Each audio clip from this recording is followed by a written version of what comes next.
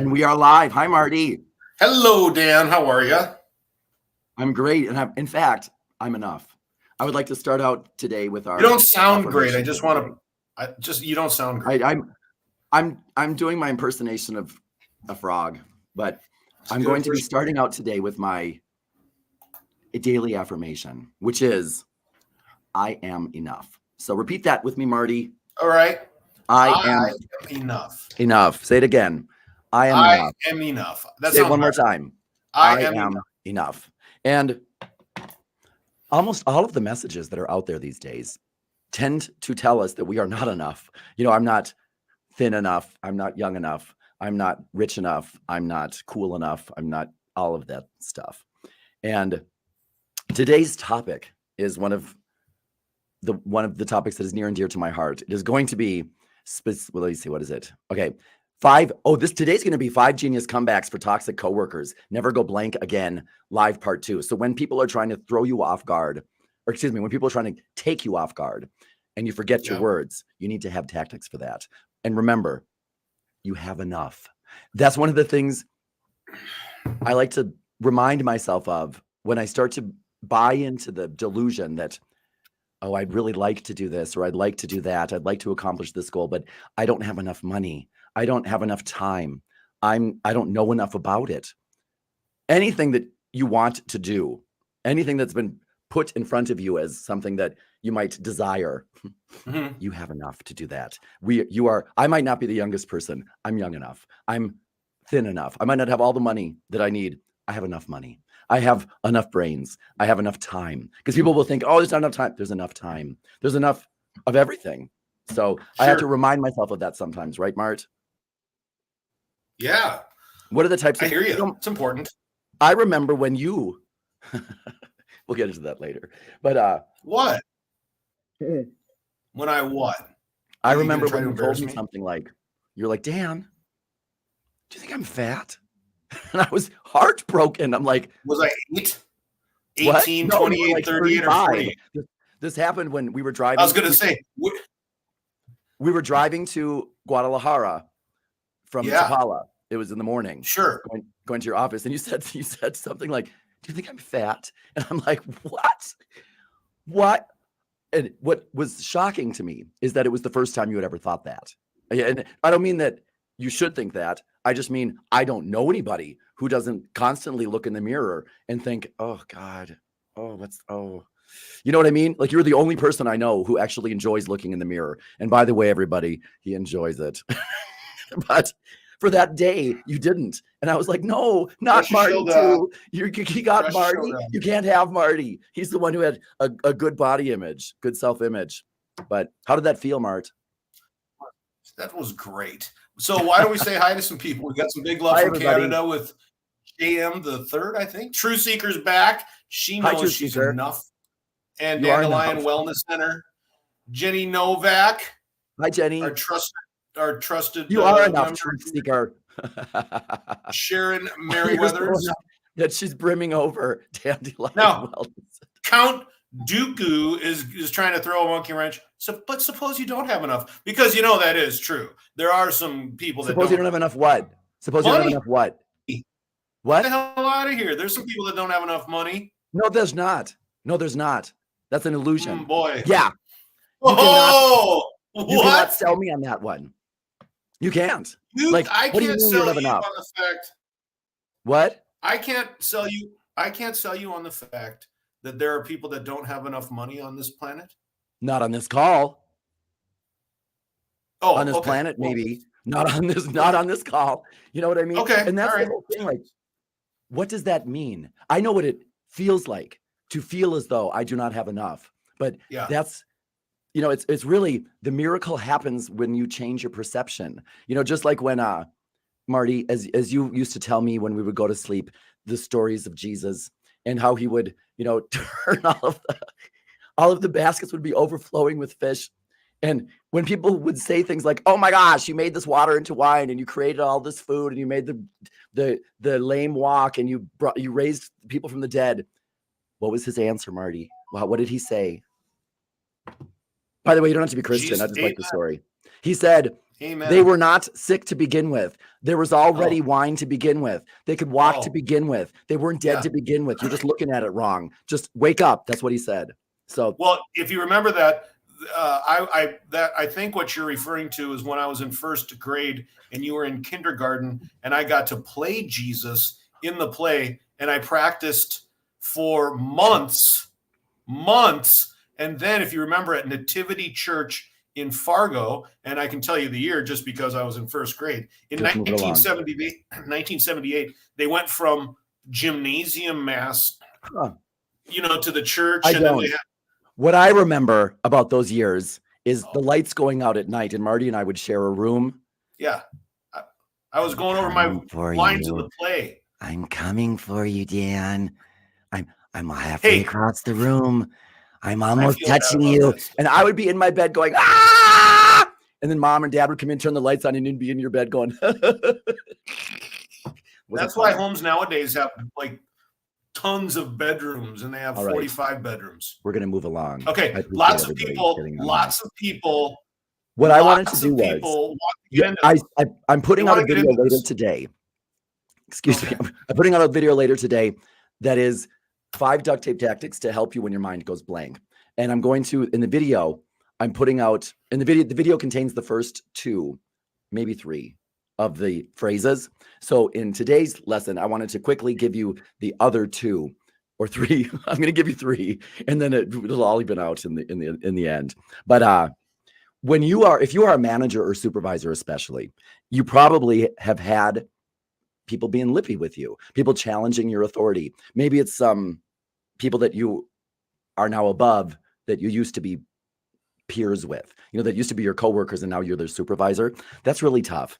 And there's a different dynamic for women than it is for men in general. Not always, but there tends to be different, flavors that come along with that. And when you have people take you off guard and they're kind of like testing you, and they say things that you were not expecting. Yesterday, we talked a little bit about how you have to have duct tape phrases to respond to the unexpected. And one of the phrases that I like to use, if I have a friend who's a teacher, and except she's one of my best friends, she's my cousin, Kathy. Hey, Cass, I hope you're watching today. And she was telling me, if you're a teacher, if you maybe work in a government position, you may have had the experience where a customer will come in the teacher's case, it's a teacher, or excuse me, a parent will come in and start ragging on you, and saying, you took my student's son, you took my son's cell phone away. And my cousin is like, right? My cousin is like, yeah, I did that because they were distracting in the classroom, or they weren't paying attention, or whatever it may be. And they're like, you don't have the right to do that. And she's all, well, I did it. And that's what's going on. And if you're in a public service position, for example, with Los Alamos in Los Alamos County, they used to tell me the stories about how it's one of the wealthiest per capita populations in the United States, because it's where the national lab is, the laboratory that, invented the atomic bomb, I believe. And the scientists that are there make a lot of money and treat the city workers as though they are their employees.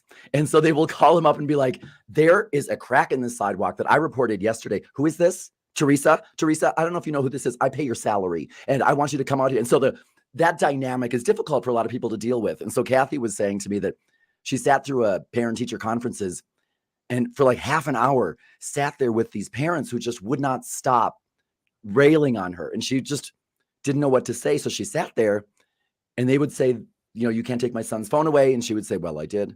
Then they'd say, you can't do that. Well, I did. You can't do it again. Well, I might. This went back and forth and it wouldn't stop. And I'm like, why did you sit there and let them get to you like that for 45 minutes? And she said, well, I just didn't know what to say. And I said, so had you had something to say, would you have gotten up and ended that conversation? She said, yeah, here's something you can say in situations like that.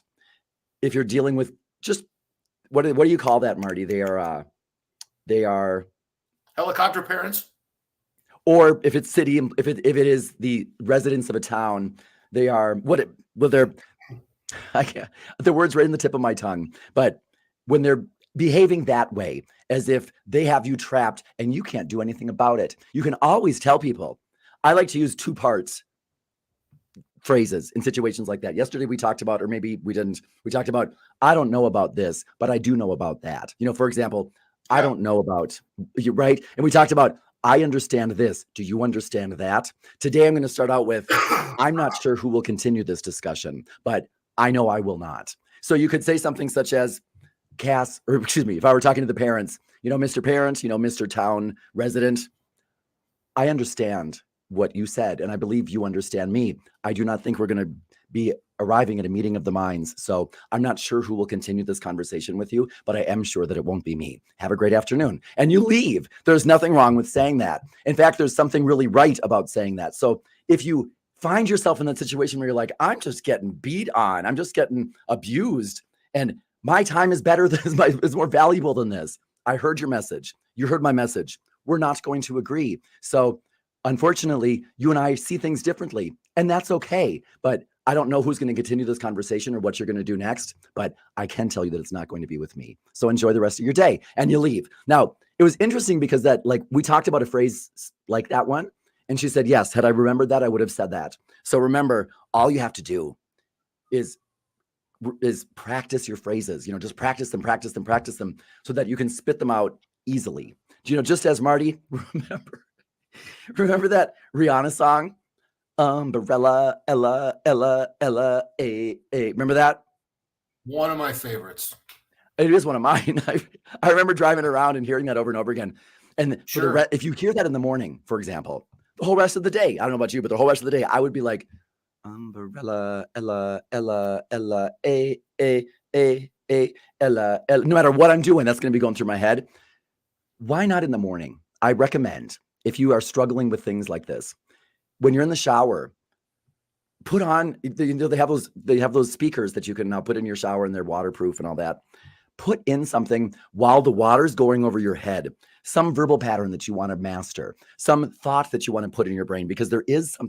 Deepak Chopra used to talk about this, and then Dad would do it.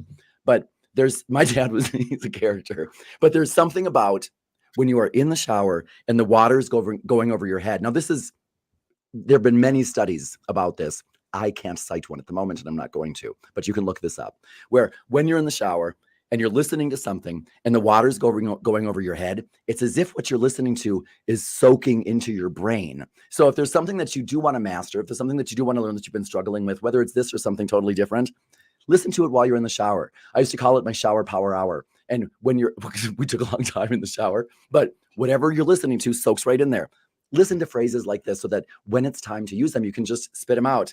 I'm not sure who will continue this conversation with you, but I am sure that it won't be me. So I hope that you enjoy the rest of your day. Goodbye. And by the way, not only if you're concerned about saying things such as these phrases, and you're wondering, gosh, I can't say that. Not only can you say it, if you say it in a professional way and in a polite way, because I am telling you, I don't know who's going to continue this conversation. I just know that it won't be me, but I appreciate your time and enjoy the rest of your day. If you can say that, not only will you be okay saying it, you will be the one who will be either promoted, who will be, made the manager, who will be teaching other people how to do it, because that is a skill that is coveted. You will be coveted by your neighbor. Okay. Anything about that, Marty, that I left out? Well, I mean, if you can maybe what you could do is just sort of break it down just for people listening. Just break it down again. The actual phrase, the phrase itself, Sure. So sure. Here's that one phrase, fill in the blank. Yes.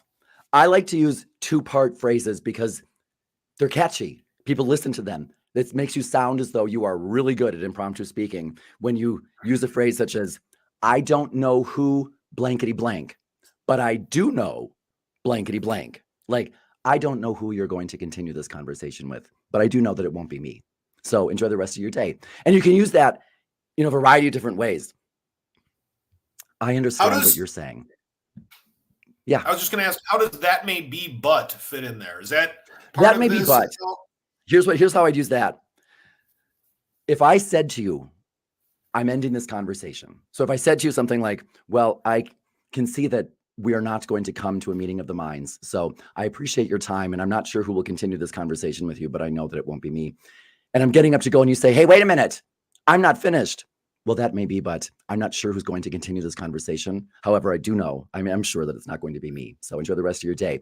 Wait a minute, I have something left to say to you. Well, that may be, but I'm not sure who's going to continue this conversation. I am sure, however, that it won't be me. So That's what you would use it for. Once you've said what you have to say, for example, I understand that you're upset about this. Do you understand that I'm ending this conversation? And they say, wait a minute, I'm not finished. Well, that may be, but I'm ending this conversation.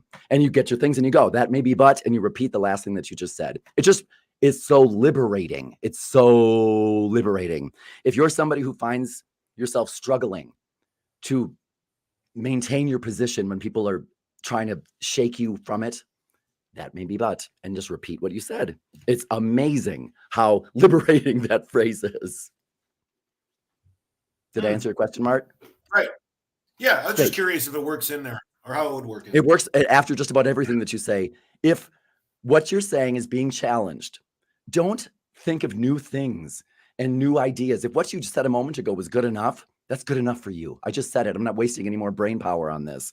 I'm going to repeat it. That's the end of it. Unless this is something, no, I'm not saying that is true for everyone, of course. I'm not going to always take that my way or the highway stance. I'm saying when I need to, that's how you do it. And for example, let's say that Marty, I'm a big, big believer in very clear roles, very clear lines. I don't like to cross them. In most of my relationships, I like to know what the role is that I'm playing here so that I can stick to it and be really good at it.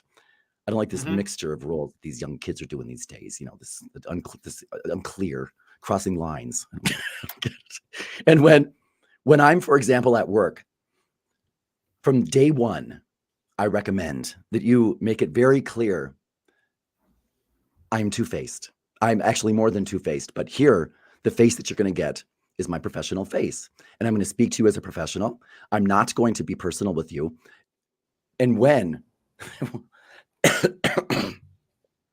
you see me, for example, in the rules, by the way, make sure to sign up at books.danoconnor.training.com. In the rules, the last chapter, it was the story of, I think, Roberta and Dolores.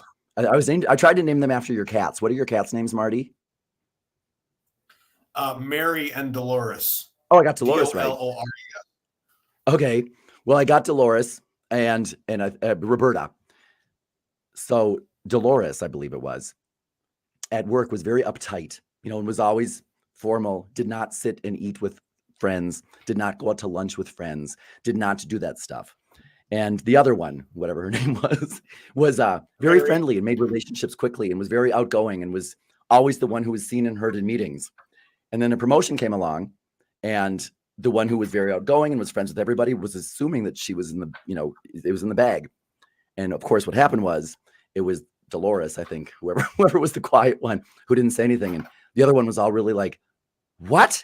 She's rude. And she's always cutting people off and being like, yes, Mr. Blah, blah, blah. When I'm trying to be friends with her, what's with that? Then she went to the bowling alley and she saw Trixie or whoever it was, the uptight one at the bowling alley going, woohoo, with, half her clothes hanging off and drinking beers and was being all sexual and, saying profanity. And she's like, hey, you two-faced, what's going on, Miss Two-Face? And she's like, oh, I have many more faces than that. And I suggest if you ever want to get any place in business, you acquire a couple as well, because that face that you're showing here at the bowling alley should not be the same face that you're showing at the office. That's why you didn't get the promotion. Have a great day. And if we keep that in mind, that like a lot of people will say, I don't like to be fake. That's not fake. It's as if I were going to China. I'm not going to speak English. I'm going to speak Chinese if I want to get anywhere with the people with whom I'm communicating, right?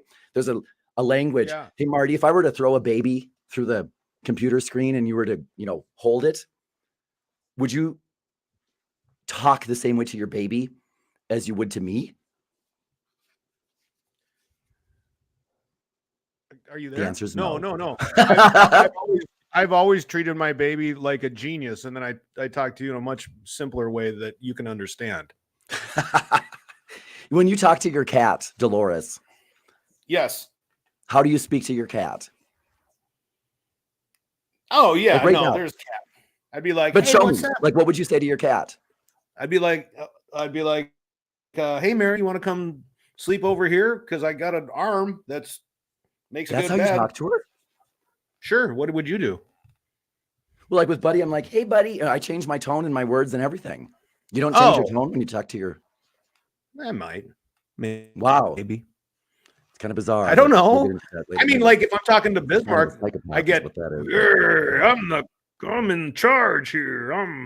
No, but when people hold a baby, like what you're saying. People change their tone, their words. They change everything because it's appropriate for that baby. I don't talk to the baby the same way as I would my boss at work. Sure. And if I'm speaking the language of love in the boudoir, I don't speak the same language as I would the next day at work talking to my, employees, I hope.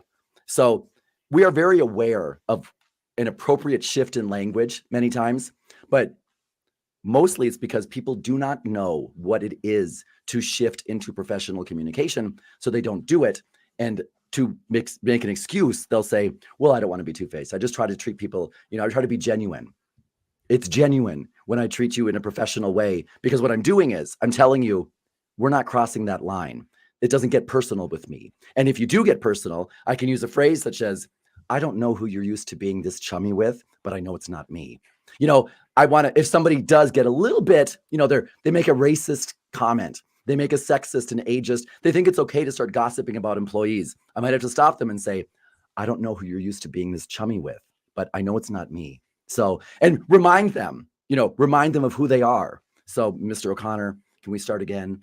Whatever it may be, that you try to gently put them back on the path, because I also try to remember we all slip up, but when you slip up, it is my responsibility as a professional communicator to help raise you up, not pull you down. Like so many people are comfortable doing. There are only two types, as we all know. There are only two types. And I'm usually not this cut and dry, but there are two types of people at work. Those who try to lift you up and those who try to pull you down. That's it. There are no in-betweeners. There's nobody who's comfortable with you being just where you are and staying there.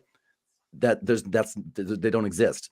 They're trying to pull you down where they are because they don't like watching people rise up when they don't, or they're trying to lift you up to where they are because that's who they are. And so I want to be uplifting. And to do that, sometimes we need to call people on their behavior, right, Mark? Absolutely. Oh, wait. Hey, you want to do some shout outs real quick? Let's do some shout outs. Then maybe give you phrase number 5 because it's my favorite. Yeah. And it's kind of naughty. Well, so let's just make sure. Oh, wow. All right. Well, that's exciting. In a good way. So Selena's here. Hi, Selena. Seeker. Hey, Truth Happy Seeker. Apple knitting artisans out here. Magdalena. Magdalena. What a great name. Yeah. Claire's here. I'm eating something hot. Love you, Dan O'Connor. Claire says. Keep going. Sorry. Yeah, right. So I'm trying to give you a little a minute here too to sort of get some of your thank you, Mark. Smock ramen going, down your throat. If anything would help, it's MSG salt and boiling hot water. Dan, let's see. MB's here saying, hey, Dan, huge fan. Followed your advice for a while now. Get a lot of great feedback at work on my communication. I am now the go-to person assigned to work with all our difficult clients. Not sure that's what you are. Well, there you go. Yeah. That's great. Our good buddy, Sarah, remember Sarah, is here. And right now it's Christmas in Payson, blankets of snow. I suppose all the atmospheric river now is pushed over towards Sarah's way. I thought this was funny. Monkey Sheep says, by the way, I don't mean to interrupt you. I apologize. Who's the person who said that they are now the go-to person for difficult customers? MB. Let me just make sure that's right. MB. Yep, MB. If you could expand on that a little bit, I'm very curious to know, for example, what is your business, and have you begun to charge more for that? Because that is so valuable. If you are the person where everybody knows, difficult, send them to you. I mean, you could double your salary. Maybe you have. I'm just curious to know little things like that if you could share. Monkey Sheep, I think in reference to you saying, in the shower, and how things so Kent says, I'm going to take a watering can to work and shower it over my coworkers. So what I say sinks in. Good idea. I would like to see a video of Dan's plan in action. Watering can, the whole thing. Let's see. Oh, this was interesting. Michelle Vaughn, hope I said your last name right, is about to have a meeting in 30 minutes with her union about my toxic bullying behavior. So that's pretty open. And good for you. I'm glad that you said that. Yeah. Sarah I've had is my hoping moments you. of being accused of that. Lioness of Gaia is here. Chris Y. Wait a minute. Tell me more about that. Unshakable. Wait. Tell What? me more about this 30-minute in her meeting in 30 minutes with the union. That's all that we've got for now. So yeah, like what the meeting's about, Please, or maybe if there's you a way like you any could give help some or want any tips, any phrases, if you get stuck, let me know some more details and we'll give you some. Okay. TC Junior Unshakable Self-Confidence says, Dan, I just want you to know that you may or may not wear a cape, but you are a hero. You are one of the best I know in this field. One love. Thank you very much. That's really, I appreciate that. Nice. Yeah. Let's see. We got. Oh, by the way. Yeah.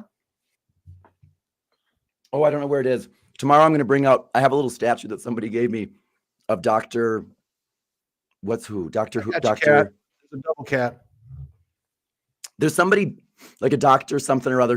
He looks like me. He has white streaks in his hair and he wears a cape. Frankenstein. Yeah, that'll do. Okay, so yeah, we saw Truth Seeker. Beezy's here. Cat's here. One last shout out. Magdalena. Cars Creatives back. Let's see. We talking about Beezy. I just talked too fast. I really apologize for eating like that online. I do. You know, it's okay. Let's see. The bosses. Dan is effective. Please take care, Dan. My boss. Okay, so Michelle's now a little elaboration. Yeah, tell me, Michelle. Accused me of laughing during a meeting to criticize me and tell me off in a meeting about cliffhanger. She's still typing, I think. So that was that was message part 1. So let me get that straight because I can't read it. The phrase. Do you want to do the next phrase and then Michelle will probably give some elaboration? We can tell me what she said. Can you repeat that, please? My boss accused me of laughing. She's asked, okay, my boss accused me of laughing during a meeting to criticize me and tell me off in a meeting about my problem child in school. Okay, so she was in a meeting and because she laughed, the boss started to pick her. It sounds like probably a nervous laugh. Maybe she had like a nervous reaction that sound. Oh, right. On the bus home. Sorry. So maybe she can elaborate a little bit. Why don't you spend some time? Because it's okay. So, and then while she's elaborating on that, see what happens. Okay. Yeah. And if you could kind of get, because I know it's difficult to write. You're probably writing under pressure, and it's difficult sometimes, to receive that and right. What do you call it? Just take a second because I'm not sure. Yeah, maybe she's talking about her child. Oh, I'm not sure. But while you figure that out and translate it, decode it, that's what I was looking for. I'm going to give you the number 5 phrase. The number 5 phrase can sound like this. I'm going to let you guess what the actual phrase is. Let's say that Marty were to tell me something like just what you're talking about and say something like, Dan, I think you're acting like a child on a bus or whatever it may be. I might say to you something like, Marty, I apologize for whatever it was that made you say that. And I think that I messed up. I apologize for whatever it was I did to make you say that. And I believe, however, this would be better if we discussed it in private. Wouldn't you agree with that? Sir? No. You want to discuss it right here? Yes. I don't think that would be the most productive use of everyone's time. So how about we talk about it in private? Would that be all right? Oh, all right. Rah. Okay. What's your name again? My name is Martin. Okay, Martin. I'll contact you after the meeting. What part of that message do you think was the extra special part? Extra special? The whole thing made me feel special. It's hard to say which part. What's your name again?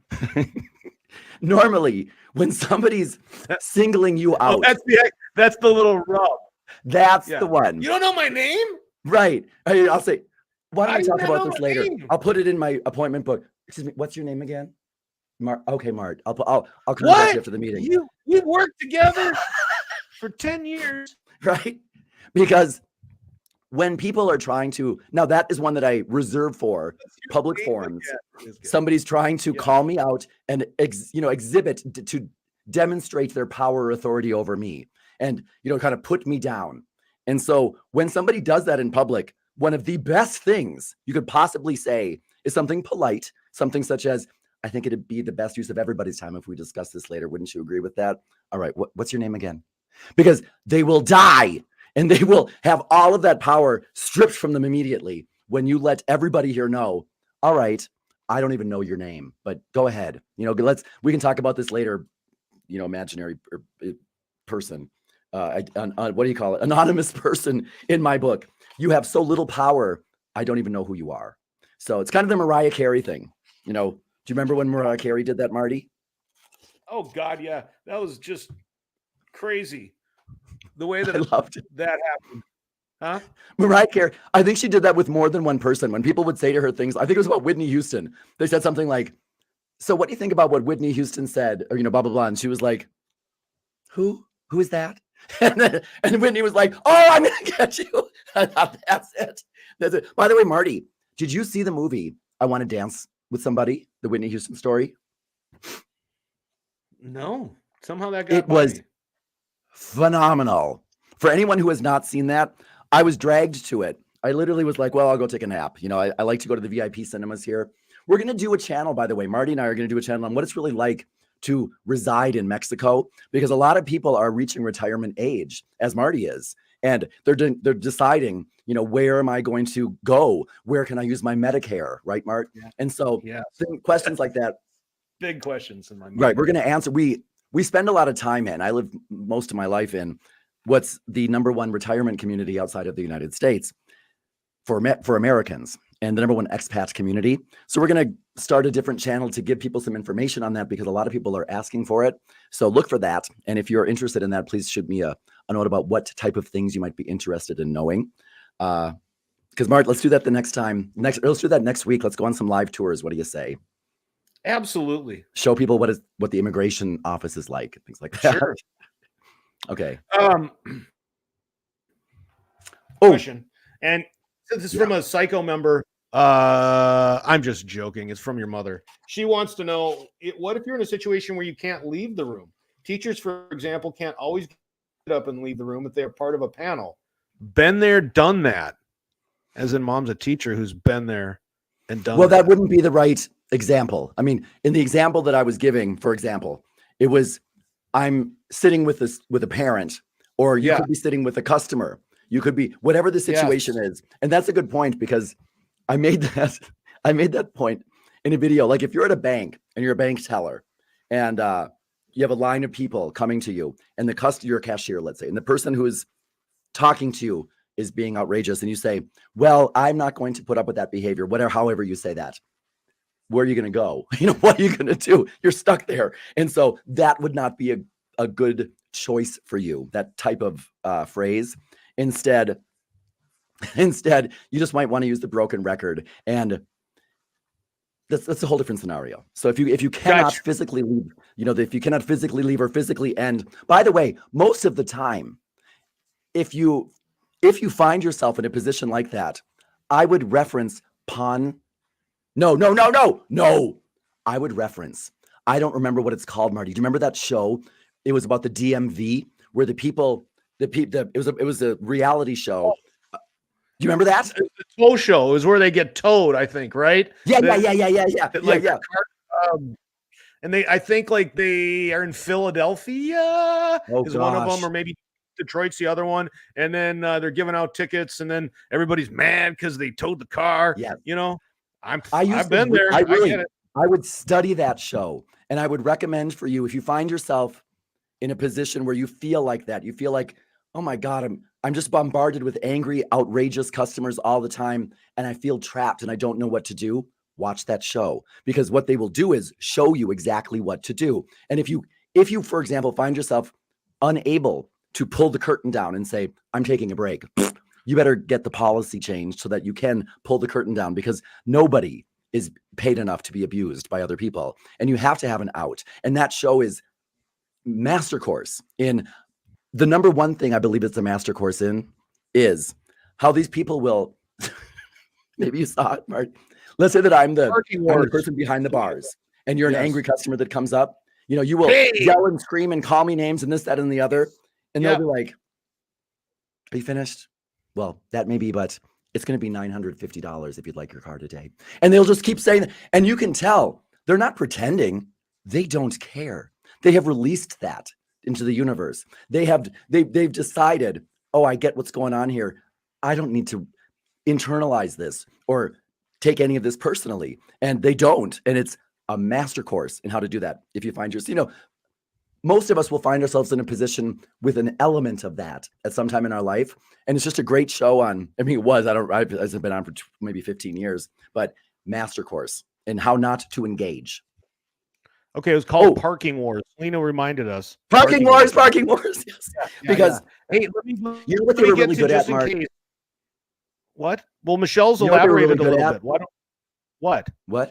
Well, they were good at one thing that I always recommend people do is you decide what your message is when you go into work. You decide. You have a plan. You have your talking points. You decide what your message is. And it's going to be everybody else's job to try and throw you off message. That's what life is about. Everybody else is here to help us be stronger and remember what our message is. So to help us do that, they try to throw us off message all the time. So if you remember what your message is and you stick to it, you'll be better at sticking to message. If you do not know what your message is going in, you're doomed. You're just doomed. And you're going to be feeling as though you're being, kicked and turned and the life is really giving you it's really rolling you. What do you call that, Marsh? When somebody mugs you in the street, they roll you. Sure, I guess so. You're going to feel like you're being rolled. Dictionary here? I don't know. Yeah, you just got mugged. Everybody knows what that means. Or you will feel like, who's really good at that, Mark? Remember Sarah Palin? Sarah Palin. Yes, I do remember her. No. The politician? The politician. Yes. I'm not saying I agree with her, or I'm not even saying I believe that she's an intelligent person. She may be. She seems like a lovely person. But what she was a master at was staying on message. I mean, she knew whatever her talking point was, and she would whatever they would say to her, it was of no consequence to her. She would not address it. She wouldn't answer it. She would just say what she came there to say. I loved it. Hey, if you want to, I don't know if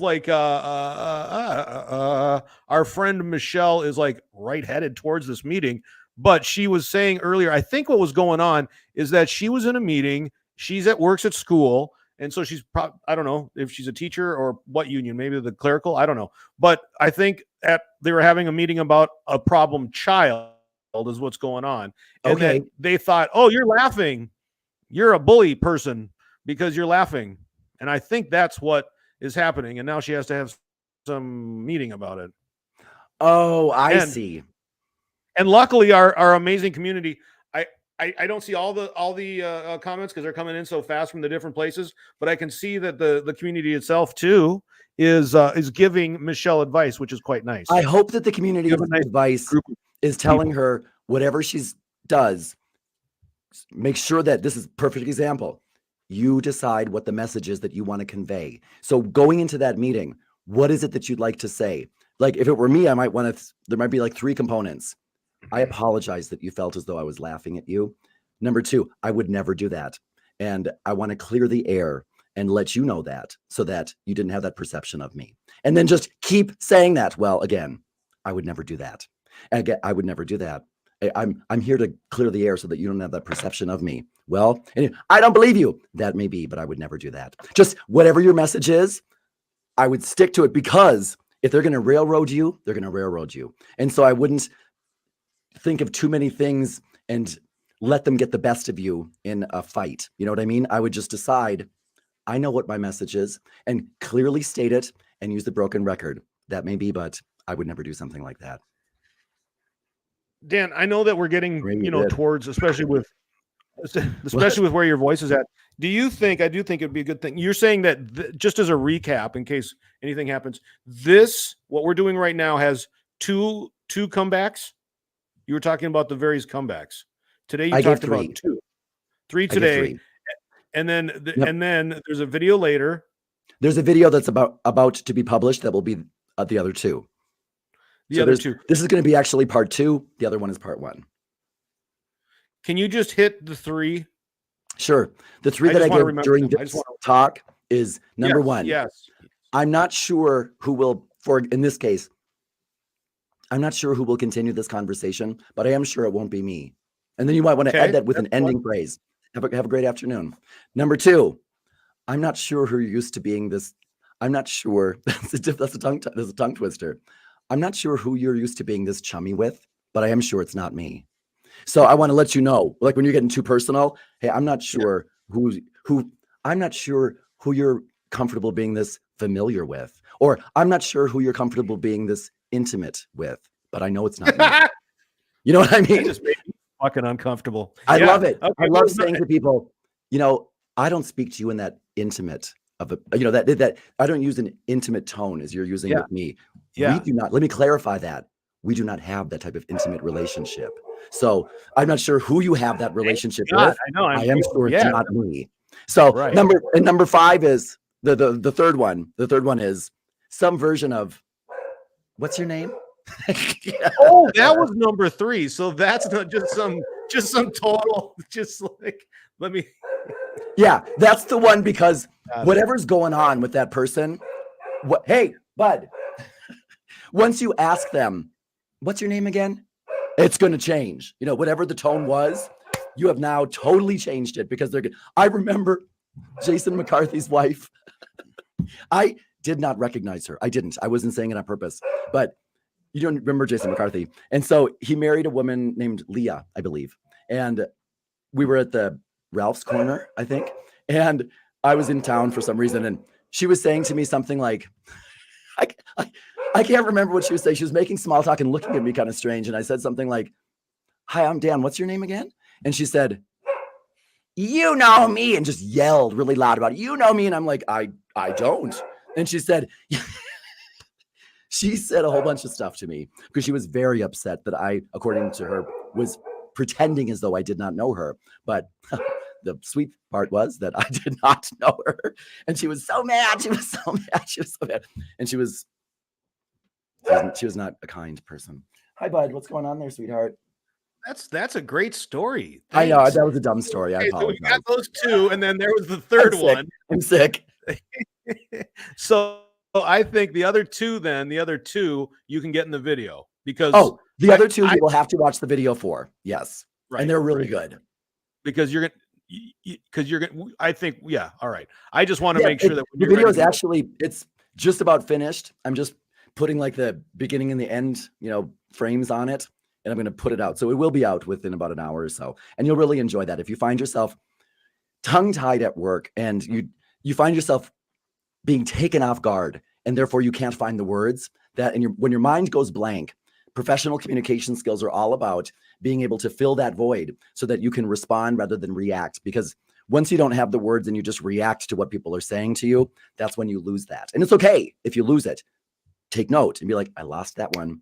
Next time I have to have a phrase for those types of situations. It doesn't need to be specifically that, but I need to have a phrase for when people insult me in public, when I'm asked personal questions that I don't want to answer, when I'm accused of doing something I didn't do, when I'm criticized in front of a group, things like that. Marty, I think are you frozen? Okay, I think that is about it. Marty, I can't see you anymore. You believe to be, I believe that you are either frozen or maybe I'm frozen. So anyway, everybody, please make sure to sign up if you wanted to be part of our book launch team at books.danoconnortraining.com for the rules. And remember that if you want to get priority attention for your questions, make sure to join this channel, not hit the subscribe button, but the join button. And make sure to look for the Fajan. It's coming up. And trust me, you want to be able to escape the Fajan. So. Did I lose you or did you lose me? Oh, there we go. You're back. I don't know. I just went away like for a little bit. You're like, what happened there? You did. Maybe I went away. I don't know. But I was telling people, beware the Fajan. Hey. Hey, P.S. Magdalena just signed up as a new member.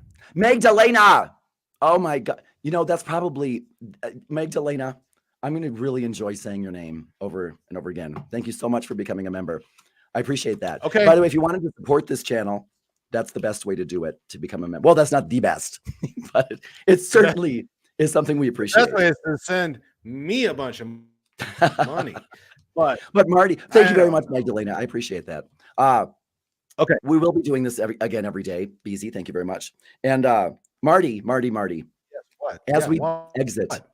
As we exit off this channel for now till tomorrow. Biggie says goodbye. Do you remember, Marty? Do you remember what? The story of Mr. Pokey? You mean yes, but sure, that's for another day. Really? Because remember, there's Mr. Pokey and the Fajan. Mr. Pokey is the representation of our fears. And then there's the story of Mr. Pokey. Do you remember how Mr. Pokey became Mr. Pokey? No, you're freaking me out just the way you're saying it. It's man. freaking. That's why. Mr. All Pokey, right. He rides into town in the middle of the night. Yeah. Being driven by a herd of elephants with blinders on. And if you pull back the blinders, you'll realize their eyes are blazing white because they're blind elephants. They bring him into town. And when he gets there, he goes around with his Fajan dust, blowing it in the faces of mostly women. And these women are like looking in the mirror, perfectly happy with what they see. And they're loving themselves until Mr. Pokey comes.